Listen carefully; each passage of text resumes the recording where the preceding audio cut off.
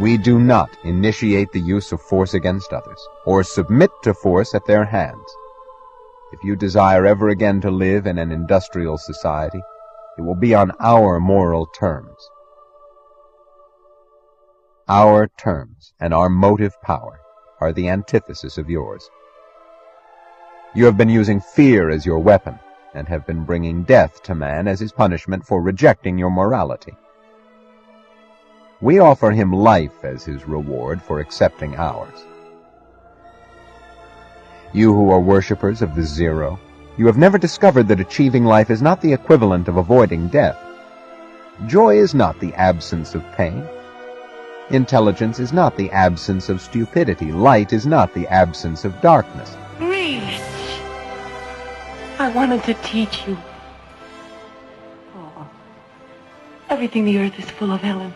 Everything on it is ours for a wink and it's gone.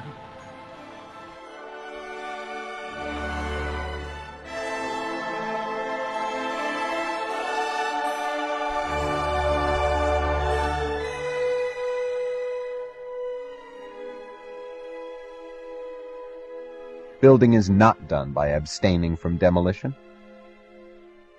Centuries of sitting and waiting in such abstinence will not raise one single girder for you to abstain from demolishing.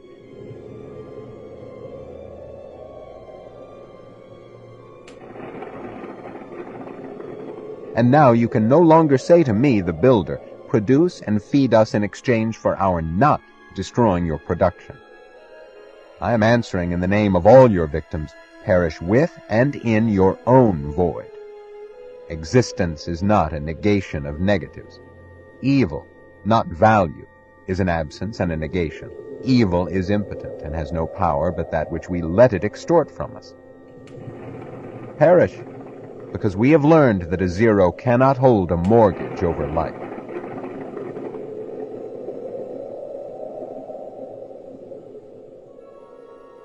You seek escape from pain. We seek the achievement of happiness. You exist for the sake of avoiding punishment. We exist for the sake of earning rewards. Threats will not make us function. Fear is not our incentive.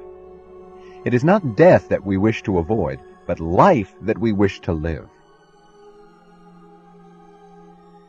You who have lost the concept of the difference, you who claim that fear and joy are incentives of equal power, and secretly add that fear is the more practical, you do not wish to live, and only fear of death still holds you to the existence you have damned.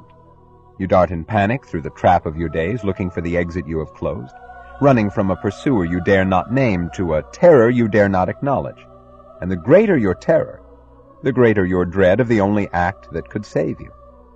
Thinking.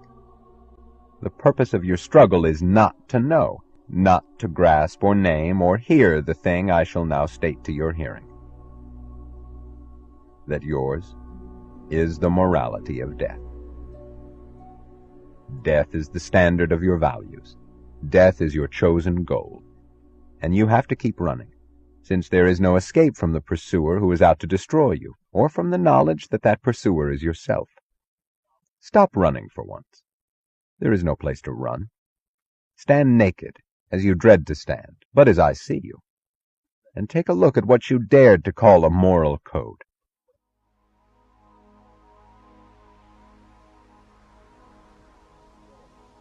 Damnation is the start of your morality. Destruction is its purpose, means, and end. Your code begins by damning man as evil, then demands that he practice a good which it defines as impossible for him to practice. It demands as his first proof of virtue that he accept his own depravity without proof. It demands that he start not with the standard of value, but with the standard of evil, which is himself. The name of this monstrous absurdity is original sin.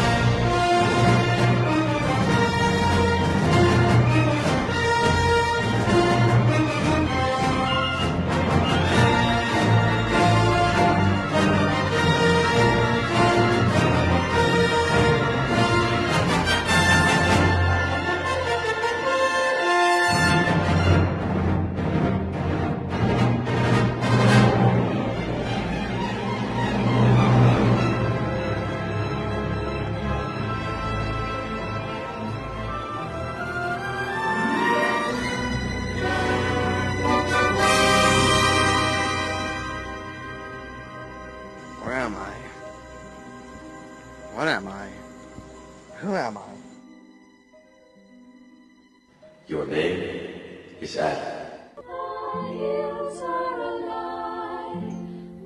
A sin without volition is a slap at morality, and an insolent contradiction in terms.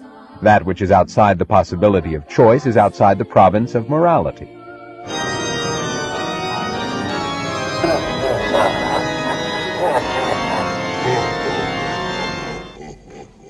If man is evil by birth, he has no will, no power to change it. If he has no will, he can be neither good nor evil. A robot is amoral.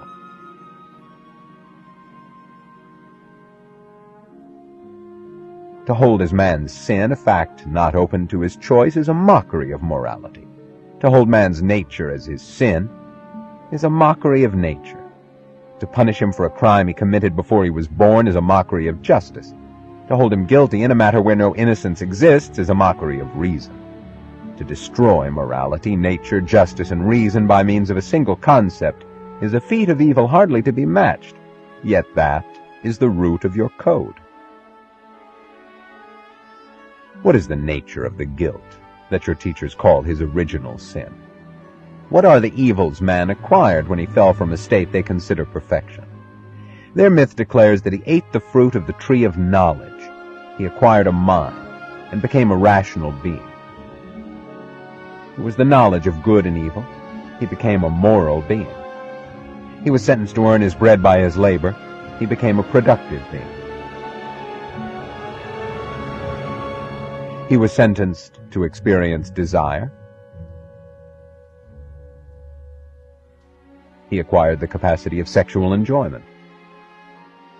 The evils for which they damn him are reason, morality, creativeness, joy, all the cardinal values of his existence. It is not his vices that their myth of man's fall is designed to explain and condemn. It is not his errors that they hold as his guilt, but the essence of his nature as man. The serpent reasoned with me. He made me listen. We had no argument.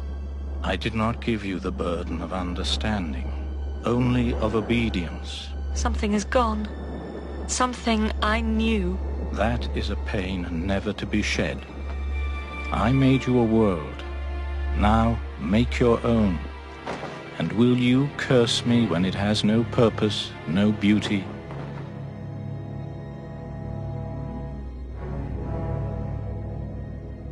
Whatever he was, that robot in the Garden of Eden who existed without mind, without values, without labor, without love, he was not man.